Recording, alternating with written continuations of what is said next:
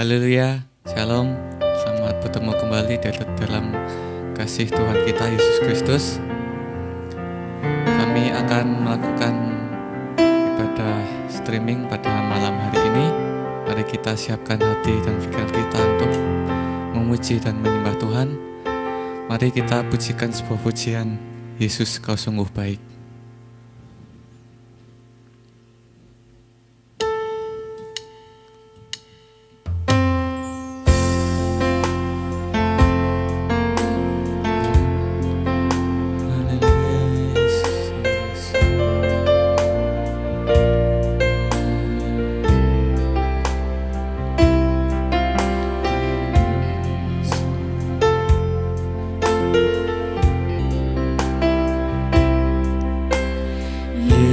Yesus, kau sungguh baik.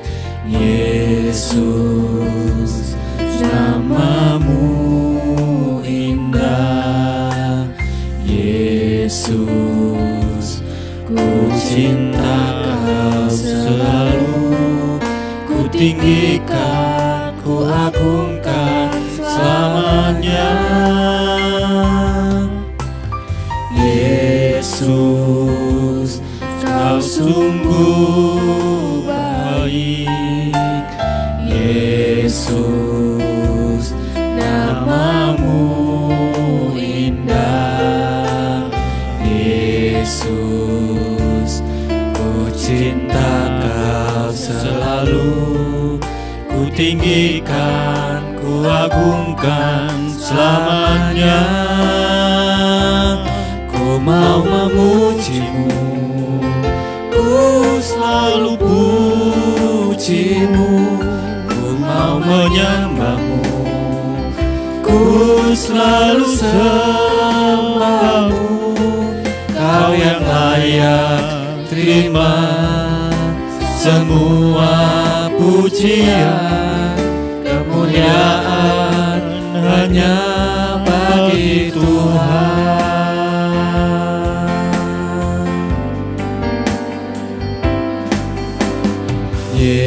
Yesus, kau sungguh baik. Yesus, namamu indah. Yesus, ku cinta kau selalu. Ku tinggikan, ku agungkan selamanya.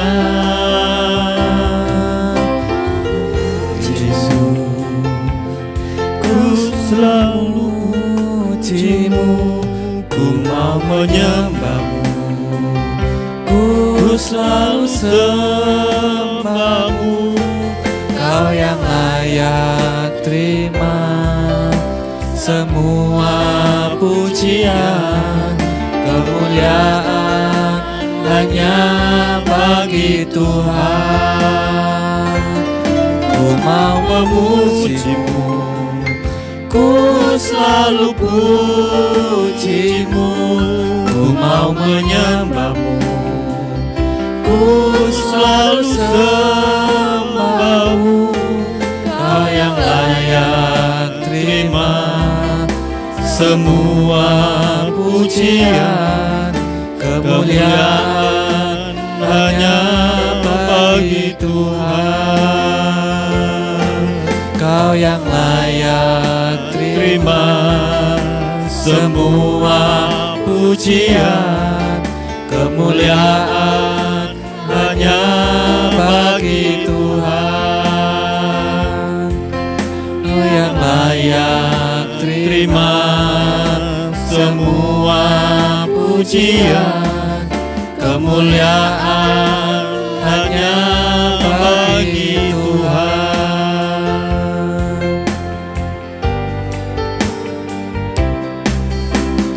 Betapa dahsyat Engkau Tuhan, pencipta segala yang ada. Dulu, sekarang, sampai selamanya.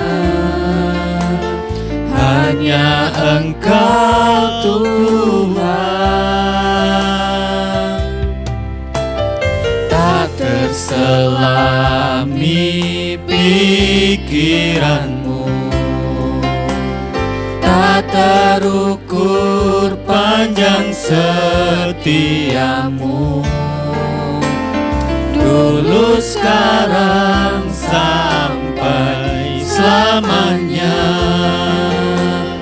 Hanya Engkau Tuhan,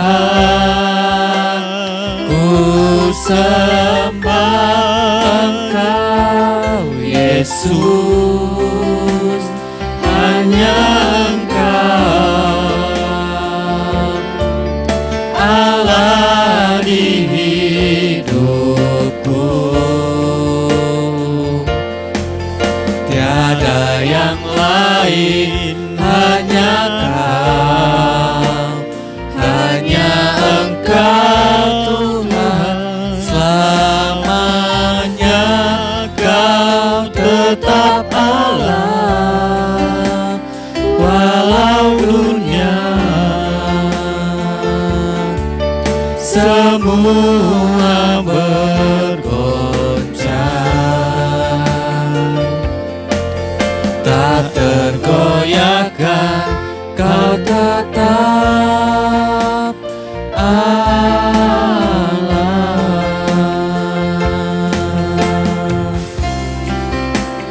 Ku sembah Engkau Yesus, hanya Engkau Allah di hidupku, tiada yang lain, hanya Kau, hanya Engkau Tuhan, selamanya Kau tetap Allah, walau dunia semua bergoncang, tak tergoyahkan, Kau tetap Allah, Kau tetap Allah,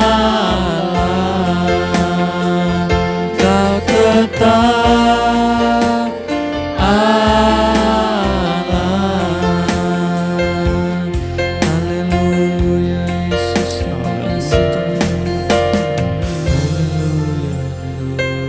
Haleluya, haleluya. Haleluya, haleluya. Haleluya. Tuhan Yesus, kami mengucap syukur Tuhan. Saat malam hari ini kami boleh ada sebagaimana kami ada. Kembali kami datang menghadap hadirat-Mu, memuji, memuliakan nama-Mu. Engkau yang layak kami tinggikan, kami sembah di dalam kehidupan kami Tuhan Yesus. Kami mengucap syukur, kiranya pujian penyembahan kami boleh naik ke hadirat-Mu Tuhan Yesus. Sebentar kami akan mendengarkan renungan firman-Mu, kebenaran firman-Mu. Tolong kami, berikan kami telinga seorang murid Tuhan untuk mengerti dan mendengar kebenaran firman-Mu. Engkau juga mengurapi hamba-Mu, menyampaikan kebenaran firman-Mu dalam pimpinan kuasa Roh Kudus boleh menjadi berkat bagi kami semuanya Tuhan. Terima kasih Bapa, dalam nama Tuhan Yesus Kristus kami berdoa dan mengucap syukur. Haleluya. Amin. Haleluya. Selamat malam kekasih Tuhan. Kita bertemu lagi malam hari ini di dalam kasih karunia Tuhan.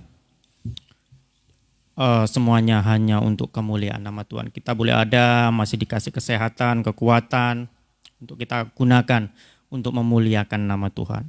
Sungguh suatu hal yang luar biasa kalau kita diberikan kesempatan ini, kemenangan, kekuatan untuk kita pakai untuk memuliakan nama Tuhan. Haleluya. Kita masih ada sedikit korelasi dengan pembahasan kita sebelumnya. Kita akan tetap belajar masih dalam hal ini mengenai eklesia, gereja Tuhan yang sudah dipanggil dari kegelapan dunia. Ya, kita hari ini kita akan belajar. Kita sudah sebentar, kita kemarin sudah membahas mengenai Abraham yang sudah Tuhan panggil keluar dari tanah Ur Kasdim, dari tanah leluhurnya. Dan di dalam perjalanan itu banyak hal yang Abraham lalui bersama Tuhan. Itu banyak terjadi banyak hal, bukan jalan lurus kehidupan Abraham itu. Bukan jalan tol istilahnya, tapi banyak kelokan, tanjakan, dan jurang yang terjal mungkin. Banyak misteri, tanda tanya dalam kehidupan Abraham yang Abraham mungkin belum tahu. Dan itu ada, dan semua itu Abraham lalui bersama Tuhan. Ayo kita sama malam hari ini kita belajar dalam hal ini ya. Di dalam perjalanan Abraham ini kita tahu Tuhan punya janji kepada Abraham untuk memberikan keturunan kepada Abraham, yaitu menjadi anak perjanjian melalui keturunan Abraham. Di dalam perjalanan imannya, di dalam kelemahannya imannya ini, Abraham sempat ingkar janji dari janji Tuhan ini, menjaga janji Tuhan ini. Nah, ini kita akan pelajari bersama. Abraham tidak meneguhkan hatinya. Saya katakan tidak meneguhkan. Abraham tidak menguatkan hatinya untuk berpegang pada janji dan kehendak Tuhan. Kita tahu ya bahwa Abraham itu adalah disebut sebagai bapa orang percaya atau bapa orang beriman. Tetapi di dalam perjalanannya ada juga terjadi intrik dan trik di dalam kehidupan Abraham dalam pengiringannya kepada Tuhan. Nah, itu salah satunya Abraham jatuh dalam pelukan Hagar, meskipun juga apa yang Abraham lakukan itu atas perintah, atas nasihat, masukan dari istrinya Sarah sendiri. Tetapi Tuhan kurang berkenan dalam hal itu, kasih Tuhan. Ya, di saat sampai Abraham usianya yang kurang lebih 100 tahun, saat itu Sarah melahirkan anak perjanjian, yaitu Ishak. Dalam usianya yang 100 tahun ini, usia Abraham yang 100 tahun. Anehnya Tuhan menghendaki Abraham mempersembahkan anak tunggal Abraham, anak yang dinanti-nanti oleh Abraham, anak kesayangan Abraham ini. Sampai akhirnya Tuhan tolong juga dengan menggantikan anak lembu yang tersangkut tanduknya di semak-semak. Tuhan tolong Abraham dalam hal ini. Itu beberapa poin perjalanan yang bisa kita pelajari dalam Alkitab mengenai perjalanan Abraham, kekasih Tuhan. Itu beberapa pergumulan yang Abraham harus lalui di dalam perjalanannya mengiring Tuhan setelah Abraham keluar dari tanah Ur Kasdim. Lebih dari itu, di dalam beberapa poin yang akan kita pelajari itu, Abraham sebagai bapa orang beriman, ternyata itu bukan pada saat Abraham dipanggil keluar dari tanah Ur Kasdim, itu tidak langsung Abraham itu disebut sebagai bapa orang beriman. Ada proses ternyata. Itu bukan sebutan yang langsung pemberian Tuhan, ternyata itu ada satu proses. Ternyata itu bukan suatu sulapan, kekasih Tuhan, yang kita pelajari sebelumnya. Abraham tiba-tiba menjadi bapa orang beriman. Itu bukan pemberian semata-mata, tetapi ada unsur kerjasama dalam kehidupan Abraham. Ya, kita pelajari ini. Sebelumnya kita akan lihat kelemahan Abraham. Anehnya, saya sedikit berpikir, kok bisa ya Abraham seperti itu? Ayo kita belajar. Kita buka kitab Kejadian 12 ayat 11 sampai 16, agak panjang. Sedikit ya. Abraham ini sampai istilahnya itu menjual istrinya demi menjaga keselamatannya Abraham sendiri, demi menjaga kenyamanannya Abraham sendiri. Sampai-sampai Abraham menjual istrinya. Kalau kita pikir kok bisa ya? Nyatanya bisa. Ini ditulis di Alkitab. Ayo kita pelajari. Kejadian 12 ayat 1 sampai 16, ayat 11 sampai 16. Pada waktu ia akan masuk ke Mesir, berkatalah ia kepada Sarai istrinya, "Memang aku tahu bahwa engkau adalah seorang perempuan yang cantik parasnya. Apabila orang Mesir melihat engkau, mereka akan berkata itu istrinya. Jadi mereka akan membunuh aku dan membiarkan engkau hidup. Katakanlah bahwa engkau adikku, supaya aku diperlakukan mereka dengan baik. Karena engkau dan aku dibiarkan hidup oleh sebab engkau." Sesudah Abraham masuk ke Mesir, orang Mesir itu melihat bahwa perempuan itu sangat cantik, dan ketika punggawa-punggawa Firaun melihat Sarah, mereka memuji-mujinya di hadapan Firaun, sehingga perempuan itu dibawa ke istananya. Firaun menyambut Abraham dengan baik-baik karena ia mengingini perempuan itu. Dan Abraham mendapat kambing domba, lembu sapi, keledai jantan, budak laki-laki dan perempuan, keledai betina dan unta. Kekasih Tuhan, perhatikan.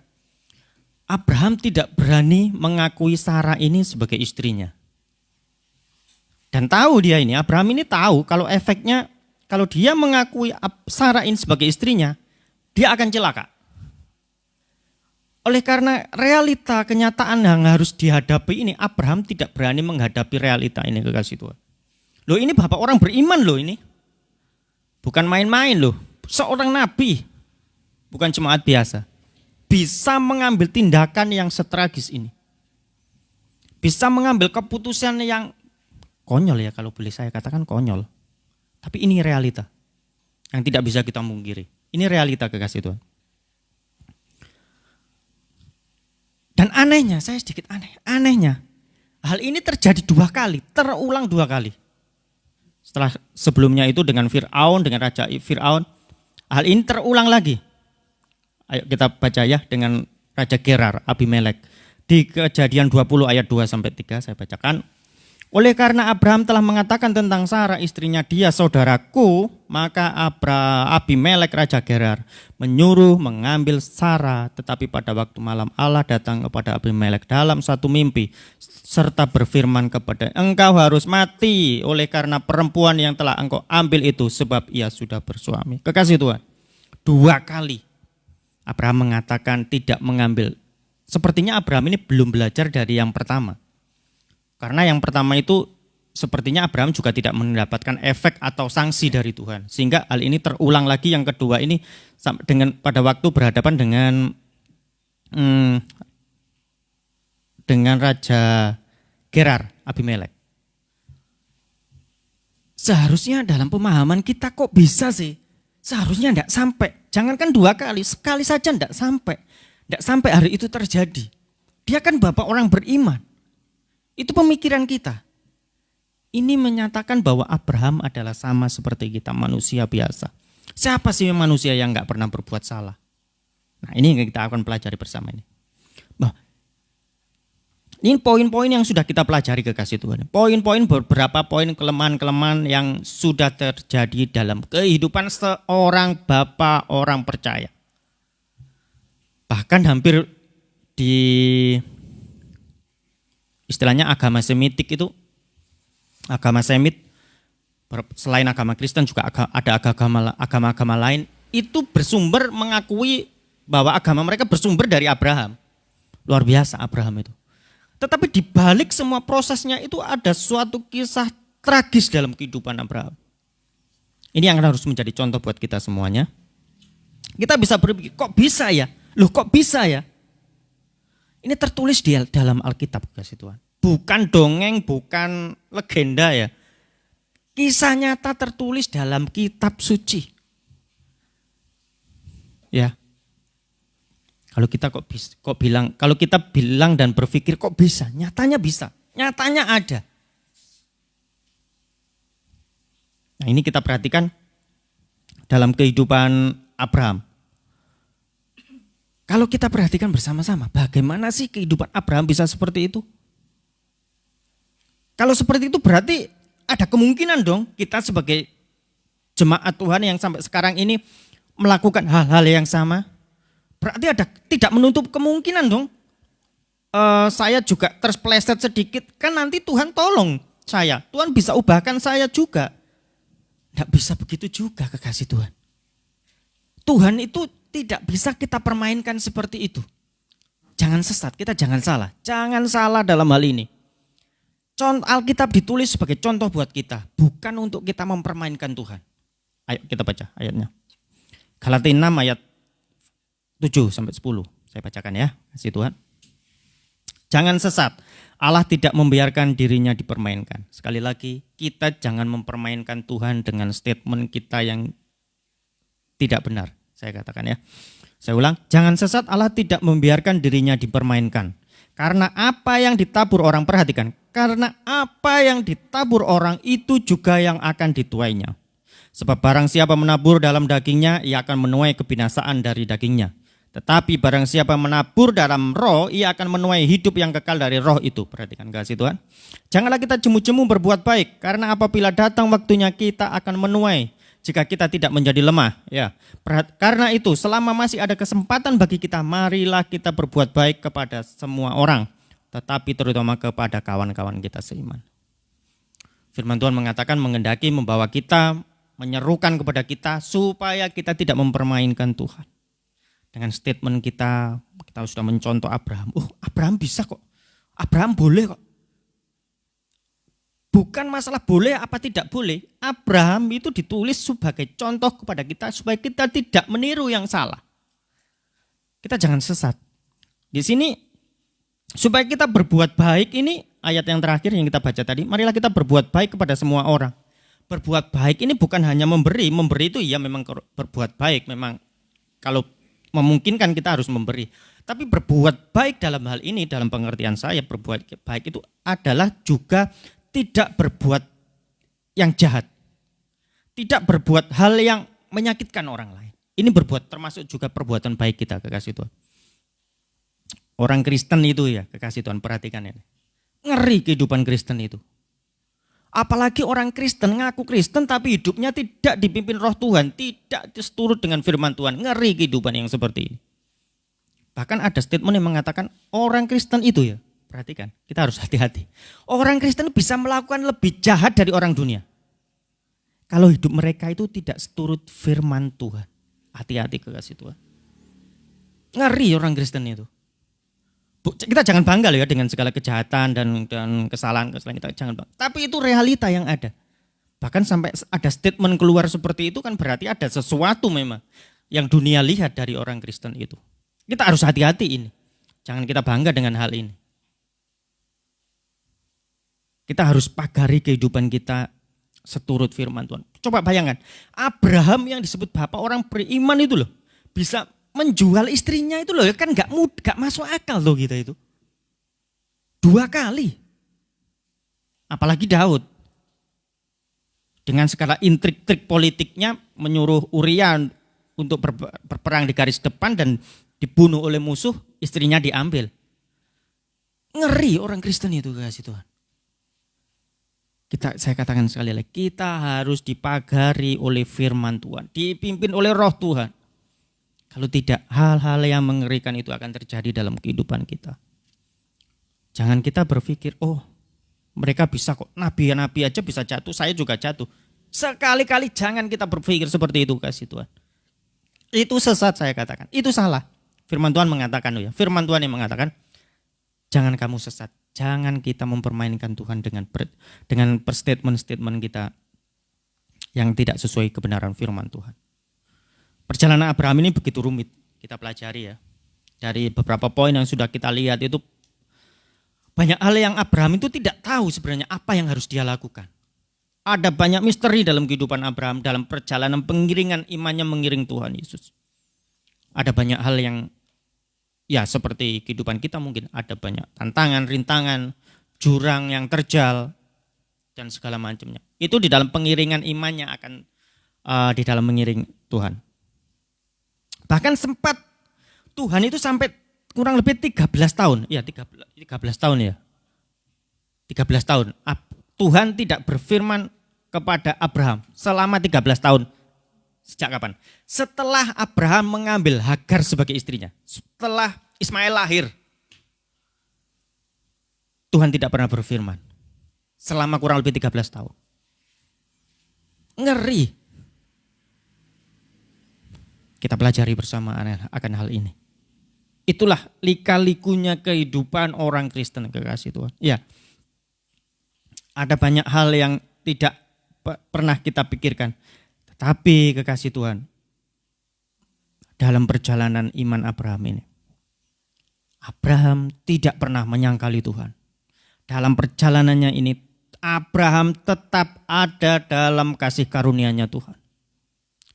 Abraham tetap ada dalam kehendak dan rencana Tuhan. Ada kesalahan memang, ada jatuh iya, ada kegagalan mungkin. Ini yang harus kita perhatikan. Tetapi sekali lagi, Abraham ada tetap dalam kasih karunia Tuhan. Abraham tidak menyangkali Tuhan dalam kehidupan sepanjang jalan kehidupannya. Ini yang luar biasa. Ini yang harus kita contoh kekasih Tuhan. Sampai pada satu waktu, setelah selesai segala proses dalam kehidupan Abraham itu, kekasih Tuhan, akhirnya Abraham keluar sebagai permata iman. Dan Abraham disebut sebagai bapa orang beriman. Sekali lagi, sebutan sebagai bapa orang beriman itu bukan hanya sekedar pemberian, bukan suatu sulapan, tetapi ada suatu proses dalam kehidupan Abraham, kekasih Tuhan. Dan ini bisa terjadi dalam setiap kehidupan kita. Kita tidak bisa mengharapkan seperti kita kemarin sebelumnya, kita tidak bisa mengharapkan hidup kita sulapan menjadi orang Kristen. Kita juga tidak bisa mengharapkan kehidupan rekan kita segereja itu sulapan. Masuk gereja harus suci, kudus. Kita semua berproses, kekasih Tuhan. Kita semua berproses. Bahkan Abraham, Daud, sekali bernabi-nabi, mereka berproses dalam kehidupan mereka. Itulah tuh kekasih Tuhan. Apalagi kita. Kita semuanya berproses, kekasih Tuhan. Kita harus tetap tinggal di dalam kasih karunia Tuhan. Di dalam kasih karunia Tuhan. Bagaimana kita menghidupi kekristenan itu dalam kehidupan kita. Itu yang penting. Itu yang penting. Tidak peduli, kekasih Tuhan ya. Tidak peduli berapa lama kita sudah tinggal di dalam kegelapan kita. Tidak peduli setelah berapa lama kita tinggal dalam kegelapan sebelumnya. Yang terpenting dalam kehidupan kita adalah perjalanan kita bersama Tuhan. Ada jatuh mungkin, ada turun ke lembah mungkin, ada jurang terjal mungkin. Tetapi itulah yang diperhitungkan Tuhan. Kasih Tuhan, tidak peduli seberapa tinggi derajat hidup kita sebelum mengenal Kristus. Tidak peduli berapa banyak titel-titel kita sebelum kita mengenal Kristus. Semua itu sampah, katakan. Paulus mengatakan menganggap semua itu sampah, kasih Tuhan. Tidak penting lagi. Mungkin kita sedikit berpikir ya, kok bisa sih seperti itu? Nyatanya seperti itu. Itu yang Paulus katakan. Kehidupan segala sesuatu sebelum mengenal Kristus itu tidak penting lagi, kasih Tuhan. Bahkan Paulus menganggap semua itu sampah. Semua keunggulan kita, keberhasilan kita, derajat kita yang tinggi, pangkat jabatan kita, semua itu tidak penting sebelum kita mengenal Kristus. Anehnya kekasih itu. Terkadang yang membuat itu penting itu kita sendiri. Semua yang di belakang kita itu terkadang kita sendiri ini loh yang masih menganggap penting. Kita yang masih memikirkan, dulu aku itu hebat loh ya. Sebelum mengenal Tuhan Yesus itu luar biasa aku itu. Sakti istilahnya, bukan hanya sakti gimana ya. Punya ilmu, punya jabatan, pangkat, segala macam. Tetapi setelah mengenal Tuhan, apa yang terjadi? Nah, pilihan ini ada di tangan kita, kekasih Tuhan. Kita harus serahkan hidup kita kepada Tuhan untuk kemuliaan nama Tuhan. Jangan kita seperti bangsa Israel setelah dibawa keluar dari Mesir, tanah perbudakan, di tengah jalan meminta Musa untuk dibawa kembali kepada Mesir. Bangsa Israel mengingat-ingat kehidupan mereka yang dulu, yang lama, sewaktu dalam jajahan dosa, kekasih Tuhan. Dulu waktu di Mesir, saya bebas melakukan ini, saya bisa berbuat itu. Tetapi setelah dalam prosesnya Tuhan, dalam perjalanan bersama Musa dididik seturut Taurat Tuhan, ada banyak tekanan secara rohani mereka. Ini yang mereka tidak mau. Mereka menghendaki untuk kembali kepada jajahan dosa. Mereka masih memikirkan kehidupan lama mereka. Tinggalkan semua itu. Jangan terlintas dalam pikiran kita pun jangan. Karena kalau itu sudah terlintas dalam kehidupan kita, kita akan mulai memikirkannya, merenungkannya, dan akhirnya keluar dari mulut kita dan kita katakan, oh mungkin lebih baik hidupku seperti hidup yang lama dulu. Ini yang terjadi dengan bangsa Israel, kekasih Tuhan. Tidak jauh beda dengan istri Lot yang menoleh ke belakang. Melihat ke belakang, menoleh ke belakang. Istri Lot ini gambaran dari kehidupan yang mencintai segala kehidupan masa lalunya, kehidupan di belakangnya. Ada pangkat, jabatan mungkin di sana. Mungkin ini istri Lot ini seorang sosialita juga ya, yang punya jabatan Di masa sekarang mungkin sosialita. Dan mereka istri Lot ini tidak siap untuk meninggalkan semua itu bersama Tuhan. Kita perhatikan diri kita saat hari ini ya. Terima kasih Tuhan. Ini yang Tuhan perhitungkan itu dalam kehidupan kita adalah perjalanan kita sejak saat kita melangkah keluar dari kegelapan itu. Sejak saat itu Tuhan berjalan bersama kita. Sejak saat itu Tuhan memperhitungkan kehidupan kita. Sejak saat itu Tuhan memperhatikan sikap, langkah, tingkah laku kita, perkataan kita. Tuhan perhatikan kekasih Tuhan. Sejak saat itu. Ya, Abraham itu ada nggak yang tahu? Di Alkitab nggak ada ditulis sejarah masa lalunya Abraham itu nggak ada ditulis. Tiba-tiba tuh Abraham sudah berkeluarga, sudah besar dan dipanggil Tuhan keluar dari tanah leluhurnya. Artinya apa kasih Tuhan? Ada satu nilai pesan yang bisa kita ambil. Masa lalu kita itu tidak penting. Seberapa penting pun hidup kita, seberapa dalam pun hidup kita sudah jatuh dalam dosa.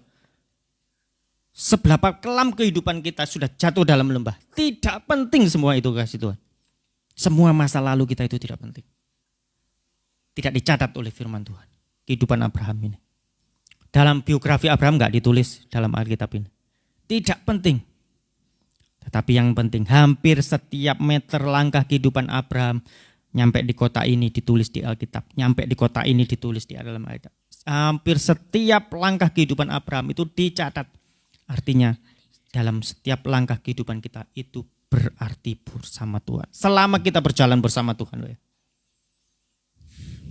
Sekiranya hal ini boleh mengingatkan kita untuk tetap berjalan bersama Tuhan. Untuk kita tetap ada dalam kehendak Tuhan. Ya kalau kita pikirkan itu Abraham itu kok bisa ya berbuat seperti itu tadi ya. Sampai 2 kali berusaha menjual istrinya itu enggak make sense, enggak. Kalau kita pikirkan enggak masuk di akal kita, tapi itu adalah realita ya. Kita harus mungkin di dalam pengiringan kita akan Tuhan itu banyak terjadi kejutan-kejutan kecil ya. Kok bisa dan kok bisa. Ini yang harus kita perhatikan dalam kehidupan kita. Mungkin perjalanan kita, hidup Kristen kita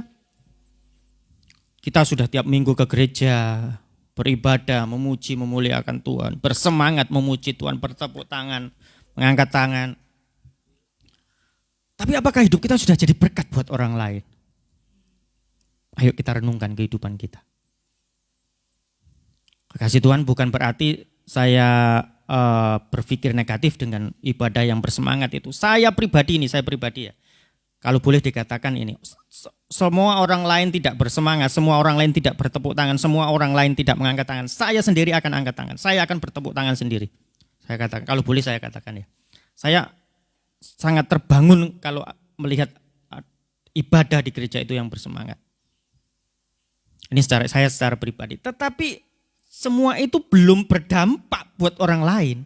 Buat rekan-rekan kita di gereja, belum berdampak semua itu. Hidup kita akan berdampak, hidup kita akan menjadi berkat di saat kita berubah gaya hidup kita, berubah ke arah yang lebih baik kasih Tuhan. Di saat ada pertobatan dalam kehidupan kita. Sekali lagi tidak salah kita hidup rajin beribadah. Bahkan kalau boleh saya mendorong untuk kita rajin beribadah, bersemangat, bertepuk tangan, mengangkat tangan. Karena itu akan menggerakkan jemaat Tuhan yang lain juga yang melihatnya akan ikut tergerak untuk ikut bersemangat, untuk bersungguh-sungguh beribadah kepada Tuhan. Saya sendiri juga tergugah roh saya kalau melihat ada jemaat yang bersemangat itu ibadahnya, doanya sungguh-sungguh itu. Saya juga ikut tergugah roh saya. Tetapi sekali lagi bahwa hal itu adalah penyembahan. Dan penyembahan kita kepada Tuhan, ibadah kita kepada Tuhan itu adalah urusan kita pribadi dengan Tuhan. Ini yang harus kita perhatikan.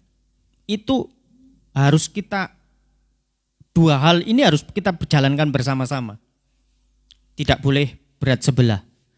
Ibadah kita harus maksimal, dan hidup kita harus berubah ke arah yang lebih baik juga kita jalankan, juga harus kita perhatikan.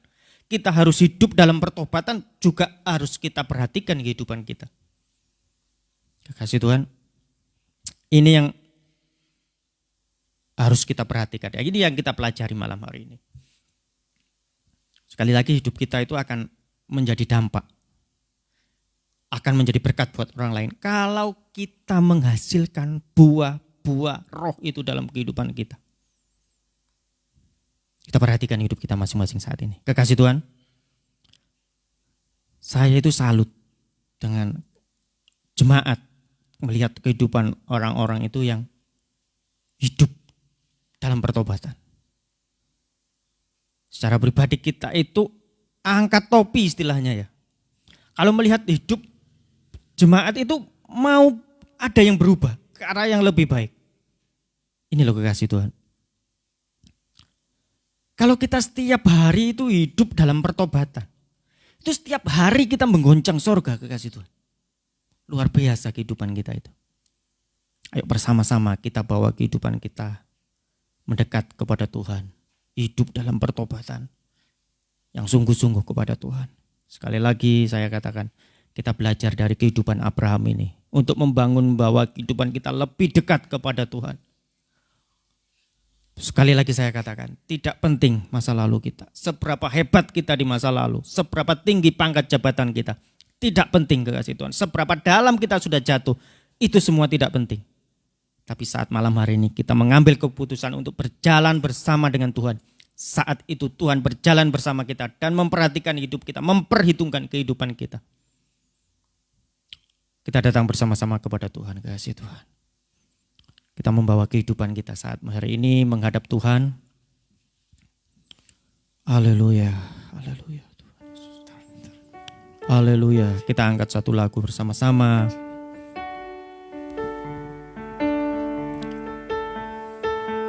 Betapa aku menyintaimu. Haleluya. Tuhan Yesus. Firman-Mu ya dan amin Tuhan. Amin. Haleluya.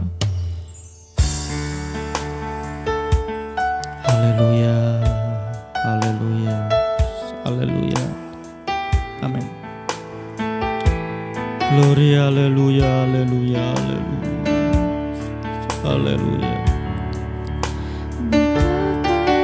Ku mencintai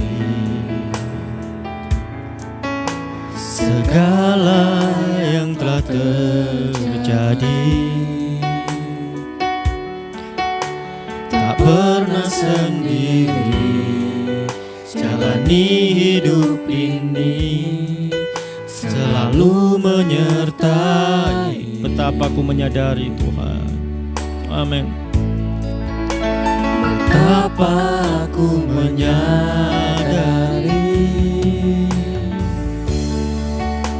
di dalam hidupku ini, Kau selalu memberi rancangan terbaik. Oleh karena kasih, Bapa sentuh hati kami Tuhan.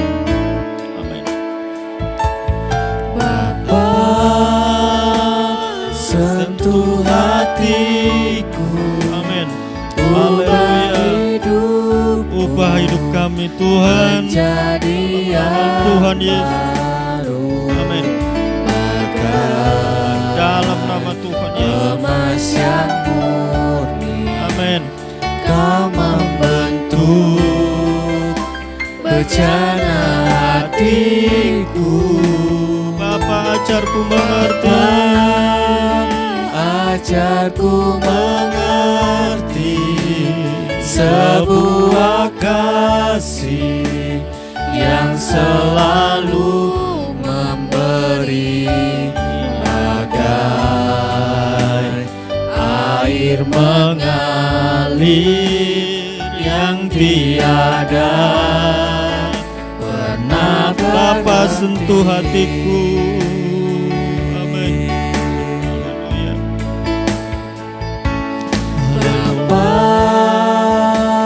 Sentuh hatiku hidupku menjadi yang baru, bagai emas yang murni. Kau membentuk rencana hatiku. Bapa, ajarku mengerti sebuah kasih yang selalu memberi, bagai air mengalir yang tiada pernah berhenti. Bapa, sentuh hatiku. Amin Tuhan. Haleluya. Bapa, sentuh hatiku. Kita datang bersama-sama menghadap hadirat Tuhan saat hari ini. Menjadi Haleluya. Kita yang banyak hal yang kita pelajari. bagai Hidup kita berharga di emas hadapan yang murni. Kau membentuk Amin. rencana Haleluya. hatiku. Haleluya. Ajarku mengerti Hidup kita sebuah berharga. Tuhan Yesus yang turun ke dalam dunia, selalu mati di atas kayu salib untuk menebus setiap kehidupan kita. Haleluya. Haleluya. Yang tiada Amin. Haleluya. berhenti, Haleluya. bagai air mengalir yang tiada pernah berhenti. Haleluya. Air Haleluya. yang tiada pernah berhenti. Haleluya. Tuhan Yesus, Tuhan Yesus. Amin. Haleluya, haleluya, haleluya. Haleluya, haleluya. Kami mengucap syukur buat kebenaran firman-Mu yang datang kepada kami malam hari ini, Tuhan. Berikan kami roh pertobatan untuk kami datang bersama-sama menghadap hadirat-Mu dalam pertobatan kami, untuk mengerti kehendak firman-Mu dalam setiap kehidupan kami, Tuhan.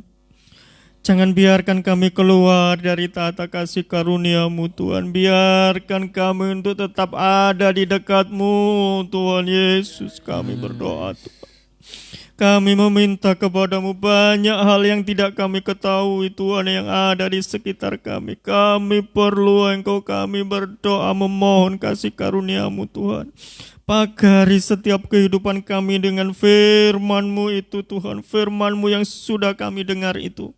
Kiranya boleh menjadi rema dalam setiap kami, Tuhan. Memimpin setiap langkah perjalanan kehidupan kami, Tuhan.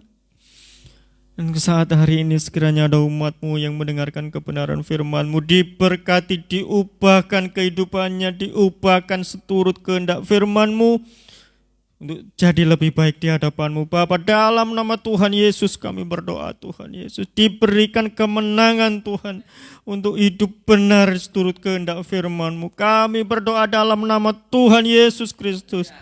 Tidak ada yang mustahil, Tuhan. Kami percaya firman-Mu ya dan amin, Tuhan. Firman-Mu tidak akan kembali dengan sia-sia, tetapi akan membuahkan hasil, Tuhan Yesus. Terima kasih Bapa di sorga. Dalam nama Tuhan Yesus Kristus kami sudah berdoa dan mengucap syukur malam hari ini.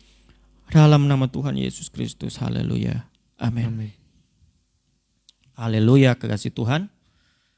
Kita sudah menyelesaikan ibadah kita malam hari ini. Tuhan menolong kita bersama-sama. Kita malam hari ini ada kedatangan anggota baru. Tuhan berkati Anak Jason, Anak Joy. Kita bertemu lagi di dalam pertemuan kita berikutnya di hari Rabu dan hari Jumat. Tuhan Yesus memberkati. Immanuel.